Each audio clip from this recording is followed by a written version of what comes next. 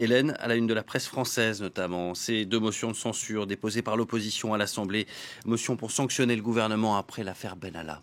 Qu'ils viennent me censurer, titre ce matin Libération, qui ironise évidemment sur le défi lancé la semaine dernière par Emmanuel Macron. S'ils veulent un responsable, il est devant vous, qu'ils viennent le chercher, a lancé le président après les révélations sur les violences commises par son conseiller à la sécurité lors des manifestations du 1er mai.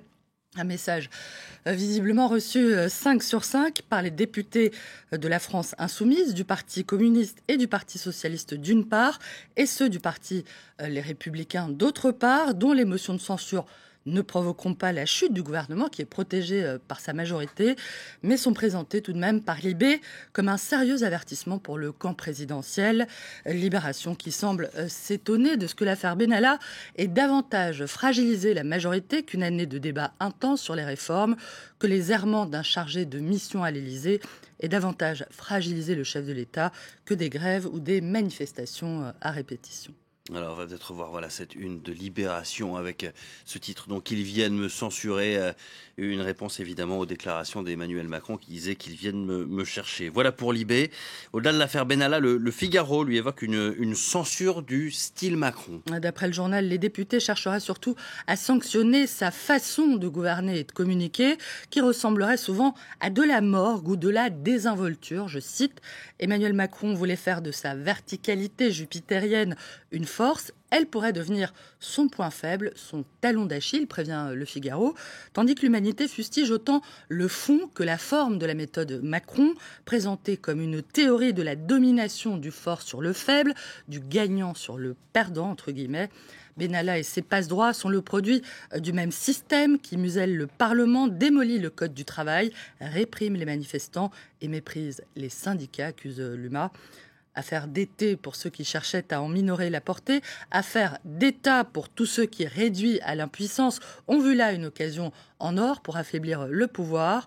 Au fond, ni l'une ni l'autre, d'après la Croix, qui voit surtout dans cette affaire Benalla une occasion de renforcer les contrôles pour mieux asseoir la confiance des Français dans leurs institutions. L'affaire Benalla qui pourrait bien encore être relancée avec une nouvelle enquête ouverte hier par le parquet de Paris. D'après l'Obs, cette enquête concernerait d'autres violences commises le 1er mai dans la capitale, cette fois au Jardin des Plantes, quelques heures avant les heurts qui se sont produits place Contrescarpe. Des jeunes gens affirmant y avoir été victimes eux aussi d'une interpellation musclée, ce qu'accrédite une nouvelle vidéo publiée hier par nos confrères de France Info, dont on voit ici un extrait, et où on voit 3 hommes effectivement emmener un manifestant par le bras, l'un d'entre eux ressemblant fortement à Alexandre Benalla. Un mot à présent Donald Trump qui se dit désormais donc prêt à voir les dirigeants iraniens quand ils veulent, je le cite. Le président américain dit toutefois douter de la volonté de Téhéran, où l'on ne contredit pas cette prudence, comme en témoigne la une du Iran Daily, qui cite la réaction hier du porte-parole du ministère des Affaires étrangères iranien, qu'on voit ici à l'image. Avec l'Amérique d'aujourd'hui et les politiques qu'il mène, il est absolument impossible d'avoir un dialogue et de l'engagement. Et les États-Unis ont montré qu'ils n'étaient absolument pas fiables, je le cite. Mais les Iraniens ont-ils vraiment les moyens de refuser le dialogue ? Non, d'après Arab News, qui titre opportunément ce matin sur le désastre économique qui menacerait l'Iran, qui est déjà confronté, on le sait, à une grave crise économique et à la chute de sa monnaie. Le pire est à venir et les citoyens ordinaires doivent se préparer à être confrontés à davantage de misère, assure le quotidien saoudien. Ce matin, il y a aussi la presse grecque. La Grèce a rendu hommage hier aux victimes de Mati et Rafina, une semaine après ces gigantesques incendies qui ont ravagé ces 2 stations balnéaires. Hier soir, une veillée à la mémoire des disparus a réuni quelques centaines de personnes à Athènes, d'après Cathy Merini, qui évoque un gouvernement grec en eau trouble après cette catastrophe.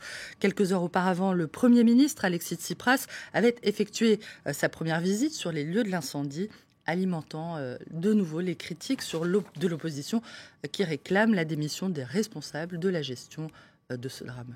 Allez Hélène, on ne se quitte pas là-dessus. Un mot pour terminer de la boulette du nouveau ministre des Affaires étrangères britannique en Chine, où il a débuté sa visite en présentant sa femme comme étant japonaise alors qu'elle est chinoise.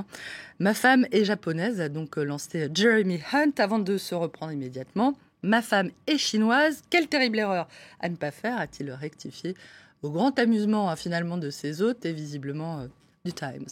Merci beaucoup. Merci Hélène Frade pour cette revue de presse.